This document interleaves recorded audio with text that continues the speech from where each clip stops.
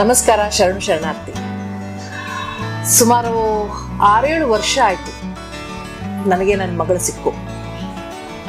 ನಿಮ್ಗೆಲ್ರಿಗೂ ಗೊತ್ತು ನನಗಿಬ್ಬರು ಗಂಡು ಮಕ್ಕಳು ಅಂತ. ಆದ್ರೆ ಈ ಇಂಡಸ್ಟ್ರಿಯಲ್ಲಿ ನನಗೆ ಸುಮಾರು ಹೆಣ್ಮಕ್ಳಿದ್ದಾರೆ. ಅದರಲ್ಲಿ ಖಾಸ್ ಆಗಿರೋ ಮಗಳು ನಿಮ್ಗೆಲ್ರಿಗೂ ಗೊತ್ತು. ನೀವು ತುಂಬಾ ಜನ ನನಗೆ ಕೇಳಿದ್ದೀರಾ. ಅವಳು ಭೇಟಿಯಾಗೋದು ತುಂಬಾ ವಿರಳ. ಯಾಕಂದ್ರೆ ಅವಳು ಈಗ ಕರ್ನಾಟಕದಲ್ಲಿಲ್ಲ. 2017ರಲ್ಲಿ ಅವನು ಮತ್ತೆ ಶ್ರಾವಣಿ ಮುಗಿದ್ಮೇಲೆ ಅವಳು ತಮಿಳ್ನಾಡಿಗೆ, ಚೆನ್ನೈಗೆ ಬೇರೆ ಬೇರೆ ಪ್ರಾಜೆಕ್ಟ್ಗಳನ್ನು ಆರಿಸ್ಕೊಂಡು ತನ್ನ ಹೊಸ ಹಾದಿಯನ್ನು ಹುಡ್ಕೊಂಡು ಹೊರಟೋದ್ಲು. ಮಧ್ಯ ಒಂದ್ಸತಿಯನ್ನು ಸಿಕ್ಕಿದ್ವಿ, ಬಟ್ ಈಗ ಅವಳು ನನ್ನ ಮತ್ತೆ ಸಿಕ್ಕಿದ್ದಾಳೆ.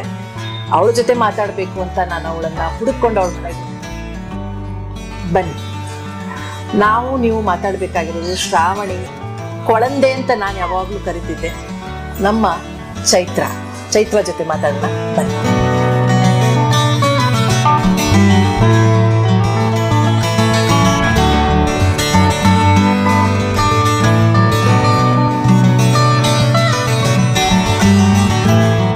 ನೋಡಿ, ನನ್ನ ಕೊಳಂದೆ ಶ್ರಾವಣಿ. ಸೊ ಮಾಪಳೆ ಇಲ್ಲ ಸದ್ಯಕ್ಕೆ, ನನ್ನ ಕೊಳಂದೆ ಒಬ್ಳೆ ಇದ್ದಾಳೆ. ಮಾಪಳೆನ ಹೈದರಾಬಾದ್ ಬಿಟ್ಟು ಬಂದಿದ್ದಾಳೆ. ಸುಮಾರು ವರ್ಷಗಳ ಮೇಲೆ ಸಿಕ್ಕಿದ್ದಾಳೆ. ಹೌದು, ಇವಾಗ ಕುತ್ಕೊಂಡು ಮಾತಾಡ್ತಾ ಇದ್ವಿ. ಆಕ್ಚುಲಿ ಎಲ್ಲರಿಗೂ ಮೊದಲನೇದಾಗಿ ನಮಸ್ಕಾರ, ಥ್ಯಾಂಕ್ ಯು. ನಮಸ್ಕಾರ ಅಂತ ಹೇಳೋ, ಅದೇನೇ ವಣಕಂ ಬೇಡ, ವಣಕಂ ಎಲ್ಲ ನಮಸ್ಕಾರ ಎಲ್ಲರಿಗೂ. ಥ್ಯಾಂಕ್ ಯು ಸೋ ಮಚ್ ಅಮ್ಮ, ಫಸ್ಟ್ ಆಫ್ ಆಲ್ ನಿಮ್ಗೆ. ಅಂಡ್ ಸುಮಾರು ವರ್ಷ ಆಗಿತ್ತು ಭೇಟಿಯಾಗಿ. ಸೊ ತುಂಬಾ ತುಂಬಾ ಖುಷಿ ಆಗ್ತಾ ಇದೆ. ಅಂಡ್ ಭೇಟಿ ಆದಾಗ ನನ್ಗೆ ಅನಿಸ್ಲೇ ಇಲ್ಲ ಸುಮಾರು ವರ್ಷ ಆಗಿತ್ತು ಅಂತ. ಯಾಕಂದ್ರೆ ಫೋನ್ ಅಂತ ಇದೆ, ಸ್ವಲ್ಪ ಮಾತಾಡ್ತಿರ್ತೀವಿ, ವಿಚಾರ ಮಾಡ್ತಿದ್ವಿ ಯಾವಾಗ ಲಾಸ್ಟ್ ಟೈಮ್ ಭೇಟಿಯಾಗಿದ್ದು ಅಂತ. ಬಟ್ ಮೊನ್ನೆ ಭೇಟಿ ಆದಂಗಿತ್ತು. ಬಟ್ ಆದ್ರೂ ಮಿಸ್ ಅಂತೂ ಬಹಳ ಮಾಡ್ಕೋತೀನಿ. ಆಮೇಲೆ ತುಂಬಾ ಬಿಟ್ರೆ ಒಂದಿನ ಪೂರ್ತಿ ಮಾತಾಡ್ತೀವೇನೋ, ಅದ್ ಬೇರೆ ಇದ್ದೆ. ಈಗ ನೀನು 2017ರಲ್ಲಿ ಹೊಸ ಪ್ರಾಜೆಕ್ಟ್ ಅಂತ ಶ್ರಾವಣಿ ಮುಗಿದ್ಮೇಲೆ ಅಲ್ಲಿಗೆ ಹೋದೆ. ಸೊ ಹೇಗಿದೆ ಅಲ್ಲಿಂದ ಇಲ್ಲಿವರೆಗೂ ಲೈಫ್? ಮದ್ವೆ ಆದೆ, 3 ಮನೆಗಳು ಅವಳಿಗೆ. ತವರು ಮನೆ ಬೆಂಗಳೂರಲ್ಲಿ, ಆಮೇಲೆ ಕರ್ಮಭೂಮಿ ಚೆನ್ನೈ, ಗಂಡನ್ ಮನೆ ಹೈದರಾಬಾದ್. 3 ಸ್ಟೇಟ್ಸ್ ನಡುವೆ ಓಡಾಡ್ಕೊಂಡಿರ್ತಾಳೆ. ಕೆಲ್ಸ ಇರ್ಬೇಕಾದ್ರೆ ಫಸ್ಟ್ 1 to 20th ಚೆನ್ನೈಲಿ ಇರ್ತೀನಿ. ಅದಾದ್ಮೇಲೆ 1 ತಿಂಗಳು ಇಲ್ಲಿ, 1 ತಿಂಗಳಲ್ಲಿ ನನ್ ಗಂಡನು ಪಾಪ ಅವಾಗ ಬಂದ್ ಬ್ಯಾಲೆನ್ಸ್ ಮಾಡ್ತಾ ಇರ್ತಾರೆ. Everything is all about balancing. Life is all about balancing. ಚೆನ್ನಾಗಿದೆ ಅಮ್ಮ, ಸೂಪರ್ ಆಗಿದೆ. ಅವಾಗಿಂದ ಗ್ರಾಫ್ ಟಚ್ ವುಡ್ ಮೇಲೆ ಹೋಗ್ತಾನೆ ಇದೆ. ಇಟ್ಸ್ ಟೇಕಿಂಗ್ ಆಫ್, ಡೌನ್ ಆಗಿಲ್ಲ.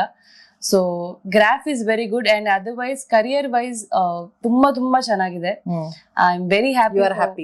Very happy and satisfied. ಒಂದು ತೃಪ್ತಿ ಇರುತ್ತಲ್ವಾ, ನಾವು ಕೆಲಸ ಮಾಡ್ತಾ ಇರ್ಬೇಕಾದ್ರೆ ನಮ್ಗೊಂದು ತೃಪ್ತಿ ಸಿಗ್ತಾ ಇದೆ. So every day at the end of the day I thank god for everything what ever ಹಿ ಹಸ್ ಗಿವನ್ ಮೀ. ನಿನ್ ನೋಡಿದ್ರೆ ಗೊತ್ತಾಗ್ತದೆ ಅದೆಲ್ಲ. ಕನ್ನಡಕ್ಕೆ ಆಮೇಲೆ ರಗ್ಗಡ್ ಅಂತ ಒಂದ್ ಸಿನಿಮಾ ಮಾಡಿದೆ. ಹೌದು, ಆಮೇಲೆ ಬರ್ಲೇ ಇಲ್ಲ. ಕನ್ನಡಕ್ ಬರಕ್ ಮನ್ಸಿಲ್ವಾ? ಈ ಕ್ವಶನ್ ನನ್ಗೆ ತುಂಬಾ ಜನ ಕೇಳಿದಾರಮ್ಮ, ನೀವು ಮಾತ್ರ ಅಲ್ಲ. ಅಂಡ್ ವೆರಿ ಥ್ಯಾಂಕ್ ಯು ನೀವು ನಾನು ಕೇಳಿದ್ರಿ. ಬಿಕಾಸ್ ನಾನು ಈ ಮುಖಾಂತರ ಎಲ್ಲರಿಗೂ ನಾನು ಆನ್ಸರ್ ಮಾಡೋ ಒಂದು ಟೈಮ್ ಬಂದಿದೆ ಅಂತ. ಬಟ್ ಮಾಡಕ್ ಇಷ್ಟ ಇಲ್ಲ ಅಂತಲ್ಲ, ಆಲ್ರೆಡಿ ಡೇಟ್ಸ್ ಪ್ಯಾಕ್ ಆಗಿದೆ. ಅಲ್ಲಿ 1 to 20th ಪ್ಯಾಕ್ ಆಗಿದೆ. ಅಂಡ್ ಅದ್ರ ನಡುವೆ ಆಡ್ ಶೂಟ್ಸ್ ಅಂಡ್ ಅಲ್ಲಿರೋ ಚಾನಲ್ ಶೂಟ್ಸ್ ಅಲ್ಲಿ ಬಿಸಿ ಇದ್ದೀನಿ. ಅಂಡ್ ಅಲ್ಲೂ ಸಿನಿಮಾ ಮಾಡ್ತಾ ಇದ್ದೀನಿ. ಇಲ್ಲಿ ಬಂದಿಲ್ಲ ಅಂತಿಲ್ಲ, ಬಂದಾಗ ನನ್ಗೆ ಡೇಟ್ಸ್ ಹೊಂದಾಣಿಕೆ ಮಾಡಕ್ ಆಗಿಲ್ಲ. ಅವರು ನನ್ನ ಡೇಟ್ಸ್ ಮಾತ್ರ ನೋಡಲ್ಲ, ಬೇರೆ ಆರ್ಟಿಸ್ಟ್ ಡೇಟ್ಸ್ ನೋಡ್ಬೇಕಲ್ವಾ. ಸೊ ಎವ್ರಿಥಿಂಗ್ ಪುಟ್ ಟುಗೆದರ್ ನನ್ಗೆ ಅದೊಂದು ಅವಕಾಶ ಬಂದಿಲ್ಲ. ನಾನ್ ಮಾಡಬಾರ್ದು ಅಂತ. ಮಧ್ಯ ಎಲ್ಲ ಪ್ರಾಜೆಕ್ಟ್ಸ್ ತುಂಬಾ ಜನ ಕೇಳಿದ್ರು ಅಂತ ನನಗೆ ಗೊತ್ತು.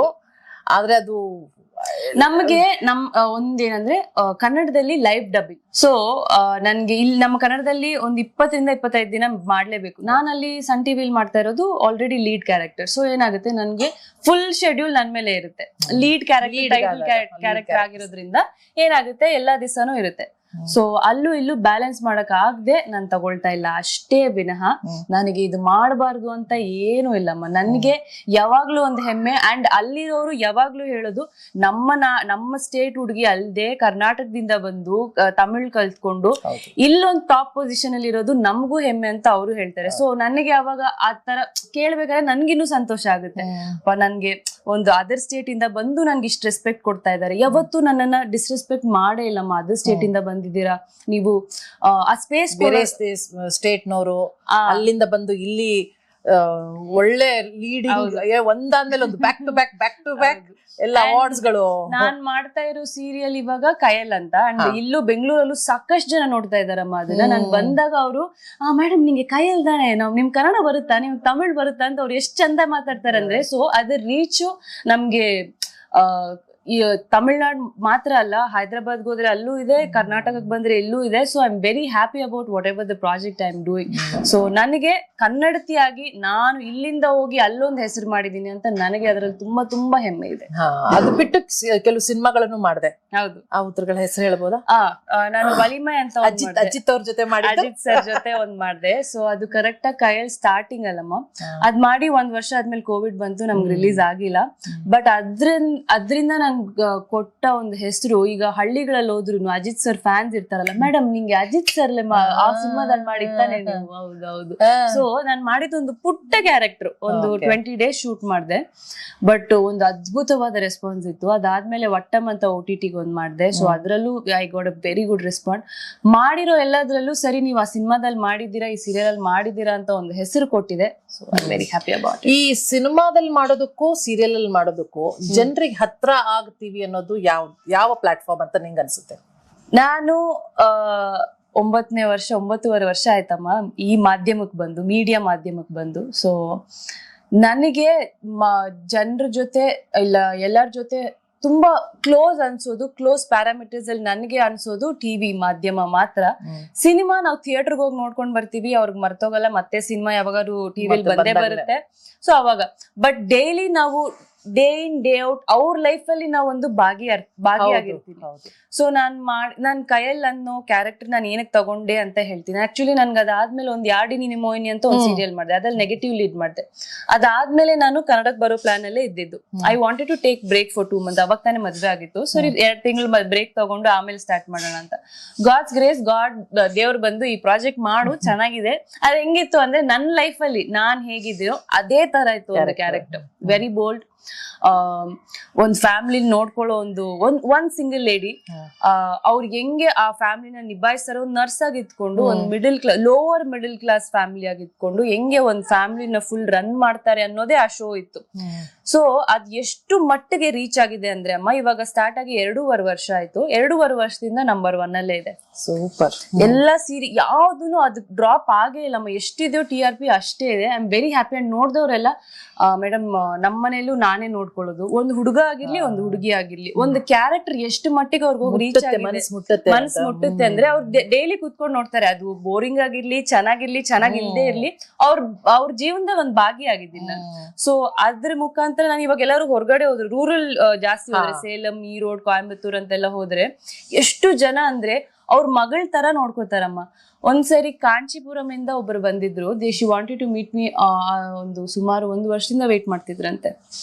ನಂಗೆ ಗೊತ್ತಿಲ್ಲ. ಲಾಸ್ಟ್ ಟೈಮ್ ಒಂದ್ಸರಿ ಬಂದಿದ್ರಂತೆ, ಅವತ್ ನಂಗೆ ಶೂಟ್ ಇಲ್ಲ. ಈ ಸರಿ ಬಂದು ನನಗೆ ಗೊತ್ತೇ ಇಲ್ಲ ಅವ್ರು ಬಂದಿದ್ದಾರೆ ಅಂತ. ಹೊರಗಡೆ ನನ್ ಲಂಚ್ ಬ್ರೇಕ್ 1:15 ಬಿಡ್ತಾರೆ. ಸೊ 11 ಗಂಟೆಯಿಂದ ವೇಟ್ ಮಾಡ್ತಾ ಇದಾರೆ ಅಂತ ಬಿಸಿಲಲ್ಲಿ. ಬಂದಿದ ತಕ್ಷಣ ಹತ್ಬಿಟ್ಟು ನನ್ನ ಹಗ್ ಮಾಡಿ, ಅಮ್ಮ ಒಂದ್ ದೊಡ್ಡ ಚೈನ್, ಗೋಲ್ಡ್ ಚೈನ್ ಹಾಕಿದ್ರು ಅವ್ರು. ನನಗೊಂಥರ ರೋಮಾಂಚನ ಆಗೋಯ್ತು. ಏನಕ್ಕೆ ನಂಗೆ ನನ್ನ ಮಗಳು ನೋಡ್ದಂಗೆ ಆಗ್ತಾ ಇರುತ್ತೆ, ನಂಗೆ ಮಗಳಿಲ್ಲ. ಚೈನ್ ಹಾಕಿ ಓಲೆ ಕೊಟ್ಟು, ನನ್ಗೆ ಸಾಯಿಬಾಬಾ ಇಷ್ಟ ಅಂತ ಒಂದು ಫೋಟೋ ಕೊಟ್ಟು, ಅವ್ರು ಇನ್ನೇನು ಮಾತಾಡ್ಲಿಲ್ಲಮ್ಮ, ಅಷ್ಟೇ ಕೊಟ್ಟು ನನ್ನ ಪ್ರೀತಿ ನಿಂಗೆ ಕೊಡ್ಬೇಕಾಗಿತ್ತು ಅಷ್ಟೇ ಅಂದ್ಬಿಟ್ಟು ಹೊರಟೋದ್ರು. ಹೆಂಗ್ ಅನ್ಸುತ್ತೆ ಹೇಳಿ ಆ ತರ? ನಿಮ್ಗೆ ಎಷ್ಟು ಖುಷಿ ಆಗುತ್ತೆ ನನ್ ಮಗಳಿಗೆ ಎಷ್ಟು ರೀಚ್ ಇದೆ ಅಂತ. ನನ್ ತುಂಬಾ ಖುಷಿ ಆಯ್ತಾ. ನಾವ್ ಮನೇಲೂ ಹೇಳ್ದಾಗ ಏನಕ್ಕೆ ತಗೊಂಡಿದ್, ನಂಗೆ ತಗೊಳಕ್ ಇಷ್ಟನೇ ಇಲ್ಲ, ನಂಗೆ ಬೇಡ ಅಂದ್ರೆ ನೀನ್ ತಗೊಳ್ಳೇಬೇಕು, ಇದೇ ನಮ್ ಪ್ರೀತಿ ಅಂದ್ಬಿಟ್ಟು ಅವ್ರು ಕೊಟ್ಬಿಟ್ಟು ಹೋದ್ರು. ಇಷ್ಟು ಮಟ್ಟಿಗೆ ರೀಚ್ ಆಗಿರೋದು ನನ್ನ ಟಿವಿ ಮಾಧ್ಯಮದಲ್ಲಿ ಮಾತ್ರ. ಸೊ ಐ ಥಿಂಕ್ ಇದು ಒಂದು ಸಣ್ಣ ಎಕ್ಸಾಂಪಲ್. ಅಂದ್ರೆ ಇಂಥ ಸಾವಿರಾರು ಆಗಿರುತ್ತೆ. ಆಸ್ ಅನ್ ಆರ್ಟಿಸ್ಟ್ ನೀನು ವಿಲನ್ ಆಗಿ ಎಂಟ್ರಿ ಕೊಟ್ಟು ಹೀರೋಯಿನ್ ಆಗಿ ಬ್ಯಾಕ್ ಟು ಬ್ಯಾಕ್ ಬಂದ್ರಲ್ಲಿ, ಆಮೇಲೆ ಎಷ್ಟೋ ಆಡ್ಸ್ ಗಳನ್ನ ಮಾಡಿದೆ. ಸಿನಿಮಾ ಬಿಟ್ಟು, ಸೀರಿಯಲ್ ಬಿಟ್ಟು ಆಡ್ಸ್ ಗಳನ್ನ ಸುಮಾರು ನಾನು ಯಾವಾಗ ಫೋನ್ ಮಾಡಿದಾಗ್ಲೂ ನೀನ್ ಶೂಟ್ ಅಲ್ಲಿ ಬಿಸಿ ಇರ್ತೀಯ, ಹಗ್ಲು ರಾತ್ರಿ ಅಂದೇ ದುಡಿತಿರ್ತೀಯ. And at the same time you have that gratitude. ಹೌದಮ್ಮ. ಅಂದ್ರೆ ಕನ್ನಡ ಮಾಡ್ಕೊಂಡೆ. ಎಷ್ಟೋ ಜನ ನಮ್ಮ ಬ್ಯಾಂಗ್ಳೂರ್ ಆರ್ಟಿಸ್ಟ್ ಅಥವಾ ಕನ್ನಡ ಆರ್ಟಿಸ್ಟ್ ಅಲ್ಲಿ ಹೋಗಿ ಸೆಟ್ಲ್ ಆಗಿದ್ದಾರೆ, ಅಥವಾ ಅಲ್ಲೂ ಮ್ಯಾನೇಜ್ ಮಾಡ್ತಿದ್ದಾರೆ. ಸೊ ಈ ಜಗ್ಲಿಂಗ್ ಕಷ್ಟ ಆಗುತ್ತಾ, ಅಥವಾ ಅಲ್ಲಿ ಎರಡನ್ನೂ ನಿಭಾಯಿಸೋದು ಕಷ್ಟ ಆಗುತ್ತಾ, ಒಂದ್ ಪ್ರಶ್ನೆ. ಜೊತೆಗೆ ಇಲ್ಲಿಂದ ಹೋದ ತಕ್ಷಣ ಕೆಲವು ದಿವಸ ಕಷ್ಟ ಆಗುತ್ತಾ, ಲ್ಯಾಂಗ್ವೇಜ್ ಬರದೇ ಇದ್ರೆ ಅದನ್ನ ಹೆಂಗ್ ಮ್ಯಾನೇಜ್ ಮಾಡಿದೆ? How did you manage that ಅಂತ? ಅಮ್ಮ ಎಲ್ಲರೂ ಅನ್ಕೋತಾರೆ ತುಂಬಾ ಈಸಿ ಲೈಫ್, ಆರ್ಟಿಸ್ಟ್ ಲೈಫ್ ತುಂಬಾ ಈಸಿ ಅನ್ಕೋತಾರಮ್ಮ. ನೋಡೋರ್ಗೆ ತುಂಬಾ ಈಸಿ ಅನ್ಕೋತಾರೆ, ಮೇಕಪ್ ಎಲ್ಲ ಮಾಡ್ಕೊಂಡು ಅವ್ರಿಗೇನ್ ಅಸಿಸ್ಟೆಂಟ್ ಇರ್ತಾರೆ, ಅವ್ರಿಗೇನೆಲ್ಲರೂ ಇರ್ತಾರೆ. ಬಟ್ ಅರ್ಥ ಆಗದೆ ಇರೋದು ಏನಂದ್ರೆ, ಈ ಇಂಡಸ್ಟ್ರಿ ಅಲ್ಲ, ಸಿನಿಮಾ ಇಂಡಸ್ಟ್ರಿ ಆದ್ರೆ ಯಾವ್ದೇ ಇಂಡಸ್ಟ್ರಿ ಆಗ್ಲಿ ಅವ್ರ ಕಷ್ಟ ಅವ್ರಿಗೆ ಇದ್ದೇ ಇರುತ್ತೆ. ನಮ್ ಕಷ್ಟಗಳು ಖಂಡಿತವಾಗ್ಲೂ ಇರುತ್ತೆ. ಬಿಸಿಲಂತ ನೋಡಲ್ಲ, ಮಳೆ ಅಂತ ನೋಡಲ್ಲ, ಹಗಲು ಏನು ನಮ್ಗೊಂದ್ ಶೆಡ್ಯೂಲ್ ಲೈಫ್ ಇರುತ್ತೆ. ನೀವೇ ನಮ್ಗೆ ಹೇಳಿ, ಇಲ್ಲಿ ನಾಳೆ ನೀನ್ ಫ್ರೀ ಇದೆಯಾ ಅಂತ ಹೇಳಕ್ಕೂ ನಮ್ಗೆ ಆಗಲ್ಲ. ಸೊ ನಮ್ಗೆ ನಾಳೆ ಏನಾಗುತ್ತೆ, ನಮ್ಗೆ ಇಷ್ಟು ಶೆಡ್ಯೂಲ್ ಫಿಕ್ಸ್ ಆಗಿದೆ ಅಂದ್ರೆ ಅಲ್ಲಿ ಫಿಕ್ಸ್ ಆಗಿರುತ್ತೆ. ಒಂದಿನ ಕ್ಯಾನ್ಸಲ್ ಆಗುತ್ತೆ, ಕ್ಯಾನ್ಸಲ್ ಆಗದೆ ಇರ್ಬೋದು. ನನಗೆ ಫಸ್ಟ್ ಸ್ಟಾರ್ಟಿಂಗ್ ಅಲ್ಲಿ ಹೋದಾಗ ಅವನು ಮತ್ತೆ ಶ್ರಾವಣಿಲ್ ನಾವ್ ಮಾಡಿದ್ ತಮಿಳ್ ಫ್ಯಾಮಿಲಿ ಅಂತ, ಅವಾಗ ಒಂದು ವರ್ಡ್ ಬರ್ತಾ ಇತ್ತ ಇಬ್ರಿಗೂ. ನಾವ್ ಮಾತಾಡಿದ್ದೆ ತಮಿಳು, ಎನ್ನ ಪಂಡ್ರೆ ಅದನ್ನು ಸೊ ಹೋದಾಗ ನಾನ್ ಫಸ್ಟ್ ಅವನು ಮತ್ತೆ ಶ್ರಾವಣಿ ಮಾಡ್ತಾ ಇದ್ನಲ್ಲ, ಅದಕ್ ರೀಮೇಕ್ ಆಲ್ರೆಡಿ ನಡೀತಾ ಇತ್ತು. ಆ ಕ್ಯಾರೆಕ್ಟರ್ ಒಂದು ಹೀರೋಯಿನ್ ರೀಪ್ಲೇಸ್ ಆಗಿ ನಾನು ಹೋಗಿದ್ದು. ಫಸ್ಟ್ ನನ್ ತಮಿಳ್ ಮೀಡಿಯಂಗೆ ಪರಿಚಯ ಆಗಿದ್ದು ಆ ತರ ಒಂದು ರೀಪ್ಲೇಸ್ ಕ್ಯಾರೆಕ್ಟರ್ಗೆ ಒಂದು 4 months ಅಷ್ಟೇ ಅದಿದ್ದು. ಅವನು ಮತ್ತೆ ಶ್ರಾವಣಿ ತಮಿಳಲ್ಲಿ ಮಾಡ್ತಾ ಇದ್ರು. ಸೊ ಆ ತಮಿಳಲ್ಲಿ ಹೀರೋಯಿನ್ ರೀಪ್ಲೇಸ್ಮೆಂಟ್ ಹೋಗಿದ್ದು ನಾನು. ಆವಾಗ ನನ್ಗೆ ಒಂದು ವರ್ಡ್ ಬರ್ತಾ ಇಲ್ಲಮ್ಮ. ಹೆಂಗಿತ್ತು ಅಂದ್ರೆ ನನ್ಗೆ ಲಿಟ್ರಲಿ ಟಂಗ್ ಟ್ವಿಸ್ಟರ್ಸ್ ಇರುತ್ತೆ ಗೊತ್ತಾ, ಎನ್ನ ಪಂಡಿಟ್ರಿಕೆ ಇದು ಟ್ರಿಕ್. ಇವಾಗ ಅನ್ಲರ್ನ್ ಮಾಡಕ್ ಆಗ್ತಿಲ್ಲ ನನ್ಗೆ. ಸಿಂಕ್ ಮಾಡೋದು ಇಸ್ ನಾಟ್ ಈಸಿ. ಡಬ್ಬಿಂಗ್ ಅಂತೂ ಅವ್ರು ಹೇಳ್ತಾರೆ ನೀನ್ ಸುಮ್ನೆ ಹಿಂಗ್ ಬಂದ್ರೆ ಸಾಕು, ABCD ಹೇಳಕ್ ಬರ್ತಿಲ್ಲ ನನ್ಗೆ. ಎನ್ನ ಪಂಡ್ರೆ ನನ್ಗೆ ಅರ್ಥ ಆಗ್ತಾ ಇಲ್ಲ. ನನ್ಗೆ ಇನ್ನೂ ನೆನಪಿದೆ, ಅವಾಗ ವೀಲ್ ಚೇರ್ ಅಲ್ಲಿ ನನ್ಗೆ ಇದ್ದಿದ್ದು ಅವಾಗ ಸೀನ್. ನಾನು ಇನ್ನೂ ಎದ್ದೊಳ್ದಿರ್ಲಿಲ್ಲ ಅವಾಗ. ಆ ಕ್ಯಾರೆಕ್ಟರ್ಗೆ ಆಕ್ಸಿಡೆಂಟ್ ಆಗಿತ್ತು. ವೀಲ್ ಚೇರ್ ಅಲ್ಲಿ ಇದ್ದಾಗ ನನ್ಗೆ ಅಳು ಬಂದ್ಬಿಡ್ತು. ಅಲ್ಲಿ ಇದ್ದಿದ್ ನನ್ಗೆ ಒಬ್ರು ಕನ್ನಡ ಆರ್ಟಿಸ್ಟ್ ಹೀರೋ ಆಗಿ ಮಾಡ್ತಾ ಇದ್ದಿದ್ದು ಅಮಿತ್ ಭಾರ್ಗವ್ ಅಂತ. ಅವ್ರು ನನಗ್ ಕೂರ್ಸ್ಕೊಂಡು, ಚೈತ್ರ ಇಷ್ಟೆಲ್ಲ ಭಯ ಬೀಳೋ ಅವಶ್ಯಕತೆ ಏನಿಲ್ಲ ಅಮ್ಮ. ಅವ್ರ ಬಗ್ಗೆ ನಾನು ಹೇಳ್ಬೇಕು, ಬೆಂಗಳೂರಿಂದ ಹೋಗಿ ಇಲ್ಲಿ ಬಿಗ್ ಬಾಸ್ಗೆ ಅವ್ರು ವಾಯ್ಸ್ ಕೊಡ್ತಾ ಇದ್ರು. ಅವ್ರವ್ರು ಮಹಾಭಾರತದಲ್ಲಿ ಮಾಡಿದ್ದಾರೆ. ಸೊ ನಿಮ್ಗೆಲ್ಲರಿಗೂ ನೋಡಿದ್ರೆ ಗೊತ್ತಾಗುತ್ತೆ ಅಮಿತ್ ಭಾರ್ಗವ್ ಅಂತ. ತಮಿಳ್ನಾಡ್ಗೆ ಹೋಗಿ ತಮಿಳ್ ಕಲ್ತ್ಕೊಂಡು, ಓದಕ್ಕೆ ಬರೆಯಕ್ಕೆ ಕಲ್ತ್ಕೊಂಡು, ಸ್ಕ್ರಿಪ್ಟ್ ಪೇಪರ್ ನನ್ಗೆ ಇಟ್ಕೊಂಡು, ನನ್ಗೆ ಖುಷಿ ಆಯ್ತು. ಅವತ್ ನನ್ಗೆ ಇನ್ಸ್ಪೈರ್ ಆಗಿದ್ದು, ಈ ಮನುಷ್ಯ ಇಲ್ಲಿಂದ ಹೋಗಿ ಇವ್ರ ಕೈಲೇ ಮಾಡಕ್ಕಾಗತ್ತೆ, ನನ್ ಕೈಲಿ ಯಾಕಾಗಲ್ಲ? ಕೂರಿಸ್ಕೊಂಡು ಹಿಂಗಲ್ಲ, ನೀನ್ ಇವಾಗ ಸದ್ಯಕ್ಕೆ ಇದ್ ಮಾತ್ರ ಹೇಳು ಸಾಕು, ನಿನ್ಗ ಆಮೇಲೆ ನನ್ಗೆ ಅರ್ಥ ಮಾಡಿಸ್ತೀನಿ ಅಂತ. ನಂಗೆ 4 ತಿಂಗಳು ಕೂರಿಸ್ಕೊಂಡು ಒಂದೊಂದ್ ಸೀನ್ಗೂ ಅರ್ಥ ಏನಂತ ಹೇಳಿ, ಅರ್ಥ ಹೇಳಿದ್ರೇನೆ ತಾನೇ ನಾನು ಎಮೋಟ್ ಮಾಡಕ್ಕಾಗೋದು. ಇಷ್ಟೆಲ್ಲ ಕಷ್ಟ ಬಿದ್ದು ಟುಡೇ ಐ ಕ್ಯಾನ್ ಅಟ್ಲೀಸ್ಟ್ ಬರುತ್ತೆ, ಇನ್ನು ಬರೆಯಕ್ ಬರಲ್ಲ, at least I can recognise. Tamil ಚೆನ್ನಾಗಿ ಮಾತಾಡ್ತೀನಿ. ಸ್ಕ್ರಿಪ್ಟ್ ಕೂಡ ಈಗ ಸ್ವಲ್ಪ ಕಲಿತಾ ಇದೆಯಾ? ಸೊ ಈ ತರ ನಮ್ಮ ಲೈಫ್ ಅಲ್ಲಿ ಅವ್ರೊಬ್ರು ತುಂಬಾ ಈ played a very major role. ಆಗ ಸ್ಟಾರ್ಟಿಂಗ್ ಅಲ್ಲಿ ನಮ್ಗೆ ಕನ್ನಡದವರು ಯಾರೋ ಒಬ್ರು ಅಲ್ಲಿ ಸಪೋರ್ಟ್ ಮಾಡಿದ್ರು. ಸ್ಟಾರ್ಟಿಂಗ್ ಅಲ್ಲಿ ಒಂದು ಪುಷ್ ಬೇಕೇ ಬೇಕು. ಸೊ ಆ ಪುಷ್ ಕೊಟ್ಟಿದ್ರೆ, ಭಯ ಆದಾಗ, ಭಯ ಆಗಿರೋ ಟೈಮ್ ಅಲ್ಲಿ ಯಾರೋ ಒಬ್ರು ಬಂದು ಹಾಗಲ್ಲ, ಹೆದರ್ಕೋಬೇಡ, ಇದಿಷ್ಟೇ ನಾನು ಹತ್ಬಿಟ್ಟೆ. ಅವಾಗ ನಾನ್ ಮಾಡದೇ ಇಲ್ಲ, ನಂಗೆ ಬೇಡ ಗುರು, ನಂಗೆ ಇದು ಬೇಡವೇ ಬೇಡ, ನಾನು ಹೋಗ್ತೀನಿ ಅಂತ ನಾನು ಅಂದೆ. But still he stood by me and he was like, ಇಲ್ಲ ಇದು ಹಿಂಗೆ ಅಂತ ಹೇಳ್ಕೊಟ್ರು. So that's really great. ಈಗ ಇಷ್ಟೆಲ್ಲ ಆದ್ರೂನು ಶ್ರಾವಣಿ, ಅವನು ಮತ್ತೆ ಶ್ರಾವಣಿ ಫ್ಯಾನ್ಸ್ ಇನ್ನೂ ತುಂಬಾ ನಿನ್ನನ್ನ ನೆನ್ಸ್ಕೋತಾರೆ, ಏನೇನೋ ಎಡಿಟ್ ಮಾಡಿ ಹಾಕ್ತಿರ್ತಾರೆ, ಎಲ್ಲಾ ಮಾಡ್ತಿರ್ತಾರೆ. How about we creating one small thing? Okay, same Shravani Pushpavalli. Okay, ನನ್ಗೂ ಗೊತ್ತಿಲ್ಲ, ನನ್ಗೆ ಈಗ ಅನ್ಸ್ತು ನೀನ್ ಯಾವಾಗ ಹೇಳಿದ್ಯೋ ಹೌದಲ್ಲ, they will be very happy. ಹೌದು. ಸೊ ನೀನ್ ಶುರು ಮಾಡು, ನೋಡೋಣ. ನನ್ನಲ್ಲಿ ಪುಷ್ಪವಲ್ಲಿ ಎಷ್ಟು ಉಳ್ಕೊಂಡಿದ್ದಾಳೆ, ನಿನ್ನಲ್ಲಿ ಶ್ರಾವಣಿ ಎಷ್ಟು ಉಳ್ಕೊಂಡಿದ್ದಾಳೆ? ಶ್ರಾವಣಿ ಉಳ್ಕೊಂಡಿದ್ದಾಳೆ. ನಮ್ ನೆನ್ಪಿದ್ಯಾ, ನಮ್ದು ಕೆಳಗಡೆ ಮನೆಯಲ್ಲಿ ಒಂದು ಕುರುಬ್ರಳ್ಳಿ ಒಂದು ಕೆಳಗಡೆ ಮನೆಯಲ್ಲಿ ಶೂಟಿಂಗ್ ಅಲ್ಲಿ ಮಾಡ್ತಿದ್ವಲ್ಲ, ನನ್ಗೆ ಆಫೀಸ್ ಲೇಟ್ ಆಗಿ, ಸಾರಿ ಹಾಸ್ಪಿಟಲ್ ಲೇಟ್ ಆಗಿದೆ. ನಾನು ಕಾರ್ ಕೀನೋ ಏನೋ ಕೇಳ್ತಾ ಇದ್ದೀನಿ, ನೀವು ಪೂಜೆ ಮಾಡ್ತಾ ಇರ್ತೀರಾ, ನೆನ್ಪಿದ್ಯಾ? ಪೂಜೆ ಮಾಡ್ತಾ ಇದ್ದೀರಾ. ನಮಗೆ ಬರ್ದೇ ಇರೋ ತಮಿಳು ಫಸ್ಟ್ ಎಪಿಸೋಡ್ ಫುಲ್ ತಮಿಳಲ್ಲಿ ಮಾಡಿಸಿದ್ರು. ನನಗೆ ಅವತ್ತು ಓಡೋಗ್ಬಿಡ್ಬೇಕಪ್ಪ, ಬೇಡ ನನ್ಗ ಆಗದೇ ಇಲ್ಲ, ನನಗೆ ತಮಿಳ್ ಒಂದು ಅಕ್ಷರ ಬರ್ತಿರ್ಲಿಲ್ಲ. ಹೌದು. ಅಮ್ಮ ಅಮ್ಮ என்னம்மா ಶ್ರಾವಣಿ, என்னம்மா குழந்தை, ஏழம்மா குழந்தை, எல்லாத்துக்கும் குழந்தை. மா குழந்தை சொல்லுங்க. ಅಮ್ಮ என்னோட ಕಾರ್ ಕೀ ಹೆಂಗೆಮ್ಮ? ಅಲ್ಲೇ ಇದೆ ನೋಡು, ಅಲ್ಲೇ ಇದೆ ನೋಡು. ಅಮ್ಮ ನಿಮ್ಗೆ ಕ್ಯೂಟ್ನೆಸ್, ಇನ್ನಸೆನ್ಸ್ ಇರುತ್ತಲ್ವಾ, ತಮಿಳ್ ಬರ್ದೆ. ಅಯ್ಯೋ, ನನ್ಗೆ ಫಸ್ಟ್ ಗೆ ಬರೀ ತಮಿಳ್ ಮಾತಾಡ್ಸಿದ್ರು. ಒಂದ್ ಎಪಿಸೋಡ್ ಜಾಸ್ತಿ ತಮಿಳ್ ಮಾತಾಡ್ಸಿದ್ರು. ಅದು ಆ ಕಚ್ಚೆ 9 ಗಜದ ಸೀರೆ, ಅದು ಹೋಗ್ತಾ ಹೋಗ್ತಾ ಹೋಗ್ತಾ ಮಿಕ್ಸ್ ಮಾಡಿ ಮಾತಾಡೋದ್ರು. ಅದು ಇನ್ನೂ ಕಷ್ಟ. ಬರ್ದೇ ಇರೋ ಲ್ಯಾಂಗ್ವೇಜ್ ನ ಬರೋ ಲ್ಯಾಂಗ್ವೇಜ್ ಅದು ನಮ್ದೇ ಮಾಡ್ಕೊಂಡ್ವಿ ನಾವೇ. ಅದಕ್ಕೆ ಆಕ್ಚುಲಿ ಹರ್ಷಪ್ರಿಯಾ ಅಂತೂ ತುಂಬಾ ಹೆಲ್ಪ್ ಮಾಡಿದ್ರು. ಸೊ ಅದನ್ನೆಲ್ಲ ಈಗ ನೆನ್ಸ್ಕೋತೀನಿ ನಾನು. ಅಂದ್ರೆ ಒಂದು ಬಾಂಡಿಂಗ್ ಬೆಳಿಬೇಕು ಅಂದ್ರೆ ಅದು ಸುಮ್ನೆ ಬೆಳೆಯಲ್ಲ. ಅಂಡ್ ಐ ಥಿಂಕ್ 3.5 ವರ್ಷ ವಿ ಡಿಡ್ ದಿಸ್. ಅಂಡ್ ಎಲ್ಲಾರು ಜಯಮ್ಮ, ನಮ್ಮ ಮಂಜುನಾಥ್ ಅವರು, ದಚ್ಚು, ಎಲ್ಲಾರು ಇವತ್ತು, ಆಮೇಲೆ ನಮ್ಮ ಅಕ್ಕು, ಎಲ್ಲಾರು ಇವತ್ತಿಗೂ ಕೂಡ ನಾನು ನೆನೆಸ್ಕೋತೀನಿ. ಅದೊಂದು ಬಹಳ ಒಳ್ಳೆ ಬಾಂಡಿಂಗ್ ಇರುವಂತದ್ದು. ಸ್ಟ್ರಾಂಗ್ ಬಾಂಡಿಂಗ್ ಇದೊಂದು ಎಲ್ಲಾರ್ಗೂನು ಇರ್ಲಿ. ನಿಮ್ಗೆ ನೀವ್ ಸಾಕಷ್ಟು ಪ್ರಾಜೆಕ್ಟ್ ಮಾಡಿ ನೀವ್ ಇದ್ರಲ್ಲಿ ಬಂದಿದ್ದು, ಆಮೇಲೆ ನಮ್ಮ ಜಯಮ್ಮ ಅವ್ರು ಇರ್ಲಿ. ಸೊ ಅವ್ರು ಅಷ್ಟು ಹೊರಗಡೆ ಜಗತ್ ನೋಡಿನೂ ದೇ ಬಿಕಮ್ ಕ್ಲೋಸ್. ಅಂದ್ರೆ ನಮ್ಮಲ್ಲಿ ನಡುವೆ ಇದ್ದಂತ ಅದೊಂದು ಕ್ಲೋಸ್ನೆಸ್. ಸೊ ಯಾರಿಗೂ ಒಂದು ಅಸೂಯೆ ಇರ್ಲಿಲ್ಲ. ಜಯಕ್ಕ ಹೆಂಗ್ ಮಜಾ ಮಾಡೋರು ನಮ್ ಬಹಳ ಚೆನ್ನಾಗಿ. ಆಮೇಲೆ ಬಂದಿರೋ ಡೈರೆಕ್ಟರ್ಸ್ ಕೂಡ ಅಷ್ಟೇ ಚೆನ್ನಾಗಿ. ನಾಗರಾಜ್ ಇಷ್ಟು ಪ್ರಾಜೆಕ್ಟ್ ಮಾಡಿ ಅವ್ರು ಎಷ್ಟು ಕ್ಲೋಸ್ ಆಗಿದ್ರು ನಮ್ಗೆ. ಯಾವಾಗ್ಲೂ ಏನಾದ್ರು ತಗೊಂಡ್ ಬರೋದಿರ್ಲಿ, ಅವ್ರ ಮಕ್ಳು ಅವ್ರ ಮನೇಲಿ ಇದ್ರೆ ಹೇಗಿರ್ತಾರೋ ಹಂಗೆ. ಶಶಿ ಸರ್ ಅಂತ ನನ್ಗೆ ಸ್ಟಾರ್ಟಿಂಗ್ ಅಲ್ಲಿ ಹೇಳ್ಕೊಟ್ರಲ್ಲಮ್ಮ, ನನ್ಗೆ ಹಿಂಗ್ ನಿಂತ್ಕೊ ಅವ್ರು ಇನ್ನೂ ನೆನ್ಪಿದ್ದಾರೆ. ಸೊ ಅವ್ರ ಇವಾಗ ಇಲ್ಲ, ಬಟ್ ಸ್ಟಿಲ್ ಸರ್ ನೀವ್ ಹೇಳ್ಕೊಟ್ಟಿದ್ದೆಲ್ಲಾನೇ ನನ್ ಮನ್ಸಲ್ಲಿದೆ. Thank you so much. ಅದಿಲ್ದೆ ಅಮೃತ ವರ್ಷಿಣಿ ಮಾಡ್ತಾ ಇದ್ರು ಅವರಂತೂ. ಎಲ್ರದ್ದು ಬೇರೆ ಬೇರೆ ತರದ ಪ್ಯಾಟರ್ನ್ ಡೈರೆಕ್ಷನ್, ಆದ್ರೆ ಎಲ್ಲರದ್ದು ಎಂಜಾಯ್ ಮಾಡಿದ್ವಿ, ಎಲ್ಲದ್ರಲ್ಲೂ ಕಲ್ತ್ವಿ ನಾವು. ಇವತ್ತು ಏನೇನೋ ಮಾಡ್ತಿದೀವಿ ಅಂದ್ರು ಅವರು ನನ್ ಬೇಸ್ ಸ್ಟ್ರಾಂಗ್ ಆಗಿತ್ತಮ್ಮ. ನಾನೇ ಹೇಳ್ತೀನಿ, ನನ್ ಬೇಸ್ಮೆಂಟ್ ತುಂಬಾ ಸ್ಟ್ರಾಂಗ್ ಆಗಿತ್ತು. ಅದಕ್ಕೆ ನಾನು ಇವಾಗ ಬಿಲ್ಡಿಂಗ್ ಲಾಂಗ್ ರನ್ ನಲ್ಲಿ. ಆಮೇಲೆ ಈ ಆರ್ಟಿಸ್ಟ್ ಗಳು ಒಂದಿಷ್ಟು ಸೀರಿಯಲ್ಗಳು ಅಥವಾ ಇಷ್ಟು ಸೆಲೆಬ್ರಿಟಿಗಳಾಗಿ ದೊಡ್ಡ ಪಾಪ್ಯುಲರ್ ಫೇಸ್ ಆದ್ಮೇಲೆ ಈಗ ಟ್ರೋಲ್ ಪೇಜಸ್ನವರಾಗಿರ್ಬೋದು ಅಥವಾ ಸೋಷಿಯಲ್ ಮೀಡಿಯಾದಲ್ಲಿ ಅಭಿಮಾನಿಗಳಂತೂ ನೀನ್ ಈಗ ಎಕ್ಸಾಂಪಲ್ ಕೊಟ್ಟೆ, ಎಷ್ಟು ಜೀವ ಕೊಡ್ತಾರೆ, ಪ್ರೀತಿ ಮಾಡ್ತಾರೆ ಅಂತ. ಬಟ್ ಕೆಲವರು ಎಸ್ಪೆಷಲಿ ನಾನ್ ನೋಡಿರೋ ಹಾಗೆ when it is a women lady faces ಬೇಕು ಅಂತಾನೆ ಕಮೆಂಟ್ ಮಾಡ್ತಾರೆ, ಟ್ರೋಲ್ ಮಾಡ್ತಾರೆ.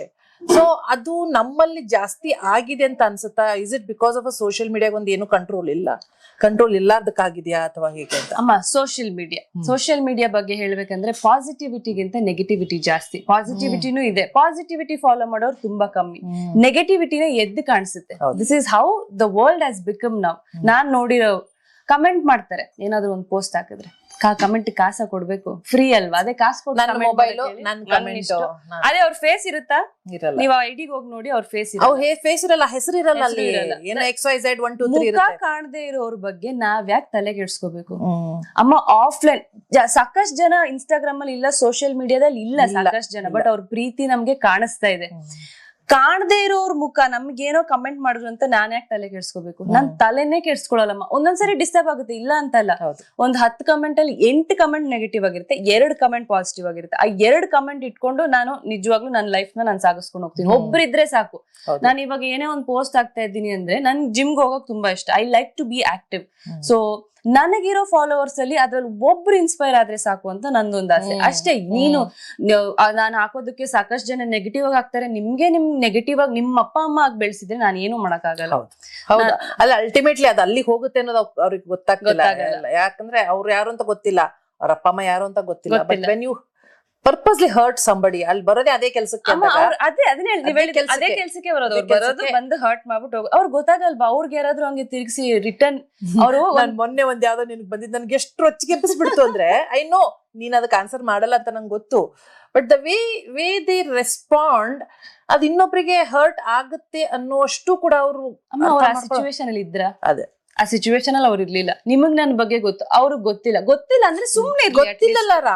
ಅದ್ ಕಮೆಂಟ್ ಅಲ್ಲಿ ಯು ಆರ್ ಅ ಸೆಲೆಬ್ರಿಟಿ ಅಂತ ಗೊತ್ತಿದ್ದೇ ಮಾಡಿರೋ ಕಮೆಂಟ್ ಅದು. ಹೌದು, ಅಷ್ಟು ಒಂದು ಸೆನ್ಸ್ ಇಲ್ಲದೆ ನೀವು ಸೋಷಿಯಲ್ ಮೀಡಿಯಾದಲ್ಲಿ ಬಂದ ಏನ್ ಬೇಕಾದ್ರು ಬರದ್ರೆ ನಡೆಯುತ್ತೆ ಅಂತ ಅನ್ಕೋತಾರ. ನಾನ್ ಎಲ್ಲರಿಗೂ ಅಷ್ಟೇ ಹೇಳೋದು, ಈ ತರ ಸಾಕಷ್ಟು ಜನ ಇರ್ತೀರ ಈ ವಿಡಿಯೋ ನೋಡೋರು. ಬಟ್ ಜಸ್ಟ್ ಅಂಡರ್ಸ್ಟ್ಯಾಂಡ್, ಅದೇ ಕಮೆಂಟ್ ನಿಮ್ಗೆ ಯಾರಾದ್ರೂ ಮಾಡಿದ್ರೆ ನಿಮ್ಗೆ ಹೇಗಿರುತ್ತೆ ಅಂತ. ಆ ಸಿಚುವೇಶನ್ ಅಲ್ಲಿ ನೀವಿದ್ದು ನಿಮ್ಗೆ ಯಾರಾದ್ರೂ ಹಂಗ್ ನೆಗೆಟಿವ್ ಆಗಿ ಮಾತಾಡಿದ್ರೆ ನಿಮ್ಗೆ ಹೇಗಿರುತ್ತೆ ಅನ್ನೋದು ಮಾತ್ರ ನೀವ್ ಯೋಚನೆ ಮಾಡಿ. That time they will know, okay they went through.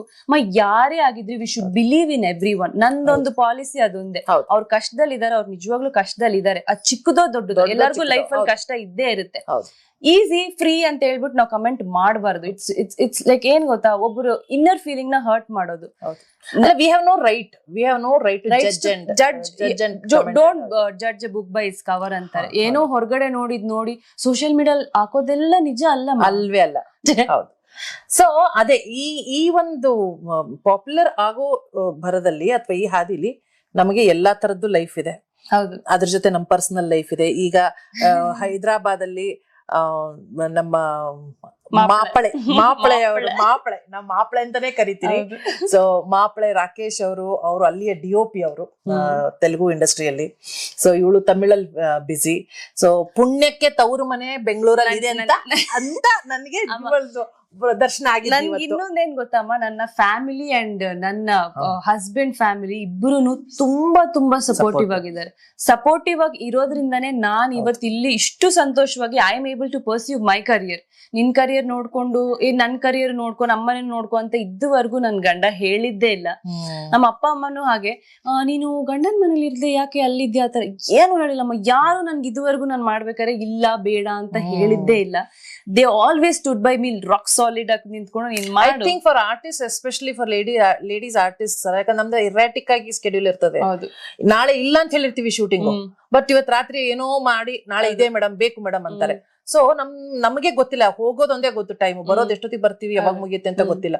So family support, ತಂದೆ ತಾಯಿ ಆಗಿರ್ಬೋದು, ಸ್ಪೌಸಸ್ ಆಗಿರ್ಬೋದು, ಅವ್ರ ಸಪೋರ್ಟ್ ಇಲ್ಲ ಅಂದ್ರೆ ಇಷ್ಟ್ರ ಮಟ್ಟಕ್ಕೆ ಇಷ್ಟ ಅವಾರ್ಡ್ ತಗೊಂಡು ಇಲ್ಲಿ ಕರ್ನಾಟಕದಲ್ಲಿ ತಮಿಳ್ನಾಡಲ್ಲಿ ಇಷ್ಟೆಲ್ಲ ಹೆಸರು ಮಾಡೋದಕ್ಕೆ ಸಾಧ್ಯನೇ ಇಲ್ಲ.